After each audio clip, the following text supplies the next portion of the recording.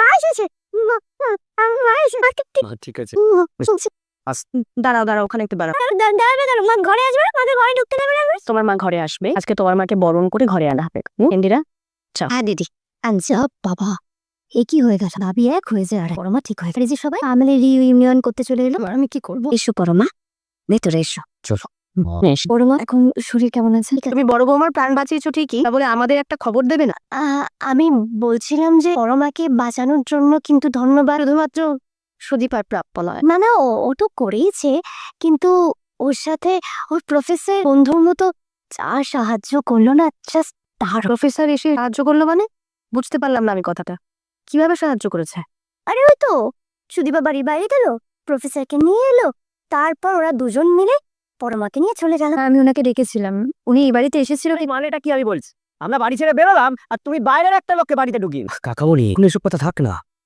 ওর তো শরীরটা ঠিক নেই, ওকে আমি ঘরে নিয়ে যাই। হ্যাঁ তুই নিয়ে যা, তুই তোর বউকে নিয়ে যা, আমাকেও তো এদিকটা দেখতে হবে নাকি? এসব নিয়ে আমার কিছুই বলার নেই। আর শরীরটা ঠিক নেই, আমি ঘরে যাচ্ছি। সুদীপ, আজকে কিন্তু আমি তোমার জন্যই বেঁচেছি, কথাটা আমি সারা জীবন মনে রাখবো। দীপা, তুমি আমায় বলো তো, আমাদের কারোর থেকে কোনো রকম পারমিশন না নিয়ে সারা ফারা জানিয়ে পরমাকে তোমার হাসপাতালে নিয়ে যেতে কে বলেছিল বলো? এখন সেই পরিস্থিতিতে আমার মাথা কাজ করছিল না। আপনাদের কারোর নাম্বার আমার কাছে ছিল না। মিস্টার চৌধুরীর নাম্বার ছিল, কিন্তু আমি ফোন করেছিলাম ওনাকে, আমি ফোনে পাইনি। তুমি মিথ্যা কথা বলছো সুদীপা, তোমার একটা কথাও আমি বিশ্বাস করি না। বড় বৌমা ওর শরীর খারাপ নিয়ে থানা অব্দি চলে গেছিল আমাদের বাঁচাবে বলে, আর তুমি প্রত্যেকটা মুহূর্তে চৌধুরী বাড়ির মান সম্মান একেবারে মাটির সঙ্গে মিশিয়ে দাও। কেন বলো তো সুদীপা? বৌদি বৌদি বৌদি বৌদি, একবার ব্যাপারটা ভেবে দেখেছো? আমরা কেউ বাড়িতে নেই, বাড়ির বাইরে গেছি, আর ওই সময় বাইরের একটা লোক বাড়িতে ঢুকে গেল। আমার তো মনে হয় বাইরের কোনো লোকেরা পুলিশকে খবরটা দিয়েছে। আরে বাবা, বড় বাড়ি দেখছা, সবার ভালো লাগে, সবাই আমাদের আছে শুনলে। আমার দিদিমণিকে যদি এই বাড়ি থেকে চলে যেতে হয়, তাহলে কিন্তু আপনার মেয়েকেও আমি সংসার করতে দেব না। আমি আপনার মেয়ের পরিচয় সবাইকে জানিয়ে দেব, সবাই জেনে যাবে যে দুই মেয়েই অনাথ। সুদীপাকে এইভাবে বলা হচ্ছে, এরকম হলে তো বিপদ। ওই আরতি বলে গেছে সুদীপা ভালো না থাকলে ও আমার মেয়েকেও ভালো থাকতে দেবে না। আমার সব সত্যিও সবাইকে বলে দেবে। কি করি আমি এখন? আপনার বুঝতে কোথাও ভুল হচ্ছে। বললাম একদম না, সাফাই দেবে না, একদম সাফাই দেবে না। শোন রোজ, হ্যাঁ বলো। দেখুন, ও দীপা আমার মেয়ের প্রাণ বাঁচিয়েছে। ও যদি ওই মুহূর্তটা না করতো তাহলে আমার মেয়েকে বাঁচানো যেত না। প্লিজ আপনারা একটু বুঝুন আর দয়া করে ওকে ক্ষমা করে দিন। পাপা কিন্তু একদম ঠিক কথাই বলছে। আপনারা প্লিজ একটু শুনুন, আমি আপনাদের কাছে অনুরোধ করছি। না বড় বৌমা, তুমি এর মধ্যে কথা বলো না। এই ভুলের ক্ষমা আমি ওকে কিছুতেই করতে পারবো না। আমার মা আরেকটা মাকে না বাঁচালে মরে যেত তো। তোরা একদম ওকে কিছু পারবি না, কিন্তু কিচ্ছু পারবি না, বিপদে শেষ করে দেবে। তোমরা কি করছোটা কি? হ্যাঁ, একটা মেয়ে জমে মানুষের টানাটানি করে বাড়ি ফিরলো, আর একটা মেয়ে ওকে বাঁচালো, তাকে নিয়ে তোমরা কি শুরু করেছো? এই তুমি চুপ করবে? আরে একটা মেয়ে দুদিন হলো কলেজে গেছে, এর মধ্যেই তার প্রফেসর বেডরুমে ঢুকে ক্লাস নিচ্ছে। মিস্টার চৌধুরী, এই রে বাবা, মিস্টার চৌধুরী, চাচা চুপ কেন? কেন বেরোচ্ছে? ভয় পেয়ে যাবো, মারে মারো মারো মারো। আপনি যেভাবে কথাটা বললেন সেটার কিন্তু অন্য মানে দাঁড়ায়। নিশ্চয়ই বুঝতে পারছেন, উনি শুধু সাহায্য করতে এসেছিলেন, আর কিচ্ছু না। সরি সরি সরি সরি, আসলে কি বলতো, আমার না পুরো মানেটা বোঝা হয়ে গেছে। আমি বলছি বৌদি, বৌদি ওই বাইরের লোকটাকে দিয়ে না ওই ফোন করিয়েছে পুলিশকে। না বাবা, কোনো মহিলার কাছ থেকে এসেছিল ফোন। ওটা ঠাকুর প্লিজ, এই যাত্রায় আমাকে বাঁচিয়ে দাও ঠাকুর, বাঁচিয়ে দাও। ও ফোন করেছিল, আর পাঁচি মেয়েটা ফোন করেছিল। ওই মেয়েটা, আরে কি হয়েছে? শরীর খারাপ করছে। আসলে তোমরা কেউ বাড়িতে ছিলে না তো, তাই ওনাকে ওষুধ খাওয়ানো হয়নি। আমি বরং গিয়ে ওনাকে ওষুধ খাইয়েছি। চলো তো দেখেছি হেল্প হয়েছে। তুই ওষুধ খেতেই মাত্র। ঠিক আছে, তুমি একটু শান্ত। এরকম কেন বলছেন উনি? সত্যি কি ওষুধ না খাওয়ার জন্য এরকম করছেন? ইন্দিরা, এখন এই পরিস্থিতিতে ওর এই প্রলাপ শুনতে ভালো লাগছে না গো, ওকে চুপ করাও। বড়মা কোনো পুরুষ মানুষ ফোন করেনি, একজন মহিলা ফোন করেছে, আর আমার কাছে তার রিপোর্ট আছে। বাবা আদিত্য, তুই কথা বলতে পারিস? এতক্ষণ তো চুপ করেছিলি। হাসপাতাল থেকে থানা অব্দি তোর মুখ থেকে একটা শব্দও বেরোয়নি। এখন যেই তোর বউকে বলা হচ্ছে, পুলি ফুটে যেত। যা সত্যি সেটাই বলছি বড়। আর হ্যাঁ, এই কথাটাও সত্যি যে উনি আমাকে ফোন করেছিলেন। আমার ফোনে সেই মিসড কল, ওনার বোধহয় আর কিছু করার ছিল না, তাই নিরুপায় হয়ে উনি বাইরে সাহায্য নিয়ে। আর তুই, তোর কিছু করার ছিল না? এত বড় অফিসার হয়েছি, সবকিছু জানা সত্ত্বেও তোর চোখের সামনে থেকে তোর দাদা বড় মাকে পুলিশে ধরে নিয়ে গেল, আর তুই চুপ করে দাঁড়িয়ে রইলি, কিচ্ছু করলি না, কিছু বললি না। পরমার এই অবস্থার জন্য না তুই দায়ী, তুই, অন্য কেউ না। ঠিক হয়েছে, লেগেছে লাগু। সারা জীবন নিজের ছেলের থেকেও বেশি ভালোবেসেছি তোকে। হাসপাতাল থেকে থানা অব্দি চুপ করে দাঁড়িয়েছিলি, একটা কথাও বলি পারলি? আদিত্য, শাস্তি দিতে চেয়েছিলি আমাকে। কিসের শাস্তি? সবাই ওনার বিপক্ষে চলে যাচ্ছে কেন? উনি কি করতেন? বিশ্বাস করো বড়মা, আমার কিছু করার ছিল না, আমার হাত পা বাঁধা ছিল। এই সবকিছু হচ্ছে না তোর জন্য। প্রথম থেকে সত্যি না বলা, পরমাকে না জানিয়ে চলে যাওয়া, এই সবকিছু হচ্ছে তোর জন্য। রাগের মাথায় এসব কি বলছিস? হ্যাঁ আমি ঠিক বলছি কাকিমা, ওখানে যে দাঁড়িয়ে ছিল, আমার আটকায়নি, জাস্ট দাঁড়িয়ে ছিল। হ্যাঁ আমি দাঁড়িয়েছিলাম, কিছু করিনি, তাহলে তো আমি অপরাধী, তাহলে দে শাস্তি আমাকে। না বাবা, বাবা, আমার আরেকটা বাবাকে শাস্তি দিও না বাবা। কি হলো বড় ভাই, তুমি চুপ করে আছো, মানে দাও শাস্তি আমাকে। তুই শাস্তি নিবি? হ্যাঁ আমি তো অপরাধী তোমাদের নজরে, আমি ভুল করেছি, তাহলে আমাকে শাস্তি দাও। কি হলো দাদা ভাই, শাস্তি দে। কি করতেন উনি? সব নিয়মের বাইরে চলে যেতেন। উনি যে ইউনিফর্ম পরে শপথ নিয়েছিলেন তার বাইরে চলে যেতেন। সব মিথ্যে করে দিতেন তাই তো? এই একদম চুপ, তোমাকে আমাদের মাঝখানে কেউ কথা বলতে বলেনি। শুধু উনি বলে নয়, ওনার জায়গায় অন্য কোনো পুলিশের দিকে যদি আঙুল উঠতো না, আমি একই কথা বলতাম। উনি কি করতেন? উনি বাধা দিতে পারতেন?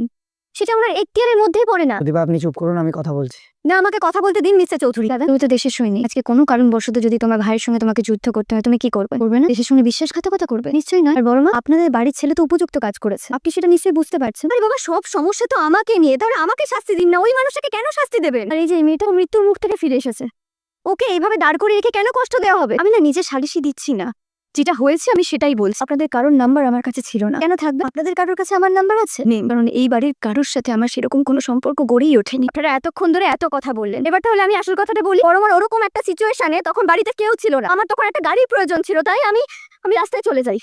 আর সেই সময় রিতম স্যারকে আমি দেখতে পাই, তাই আমি ওনাকে বাড়িতে নিয়ে আসি। আর তাছাড়া ওনার জায়গায় যদি অন্য কেউ থাকতো না, আমি একই কাজই করতাম। সেখানে অচেনা চেনা কিচ্ছু ভাবতাম না। আমার আগে পরমার জীবনটা বাঁচানোটা ইম্পর্টেন্ট ছিল, সেটাই দরকার ছিল। আর তাছাড়া পরমা সুস্থ হয়ে গেলে তো আপনারা পুলিশের কাছ থেকে ছাড়া পেয়ে যেতেন, সব মনোমালিন্য কেটে যেত। পরমার জীবনটা আগে, আর পরমার জীবনের কাছে আমার এসব সামাজিক আচার ব্যবহার তুচ্ছ লেগেছে। এসব না আমি আরো বেশি করে বুঝতে পারি। যেদিন থেকে আমি জানতে পেরেছি আমি ওনার ভূমিকম্প বিপর্যয়ের মধ্যে এখন আমাকে আবার বাঁচিয়ে নিয়ে, দিন থেকে আমি আরো বেশি করে বুঝেছি জীবন অনেক বড়। তাই এসবের জন্য আপনারা আমাকে যা শাস্তি দেবেন এটা নিয়ে আমি বেঁচে থাকবো। আমি সব শাস্তি পেতে রাজি আছি। বলুন আমাকে কি শাস্তি দেবেন? এগুলো চুপ করে আছেন কেন? দিন আমাকে শাস্তি দিন, শাস্তি দিন আমাকে। এই বাড়িতে শুধুমাত্র শাস্তি শাস্তি শাস্তি। একে শাস্তি দেওয়া হোক, ওকে শাস্তি দেওয়া হোক। আদিত্য, তুই কেন চুপ করে আছিস? কেন কিছু বলছিস না বাবা? ঠিক আছে, অনেক কথা হয়েছে, আর কথা বাড়িয়ে লাভ নেই। অভ্র, বড় বৌমা অনেকক্ষণ দাঁড়িয়ে আছে, ওকে নিয়ে উপরে যাও। আদিত্য আর সুদীপাকে একটু একা ছেড়ে দিতে হবে, না হলে ওদের মনের মিলই হবে না। সুদীপা, এবার তুই ঘরে যা।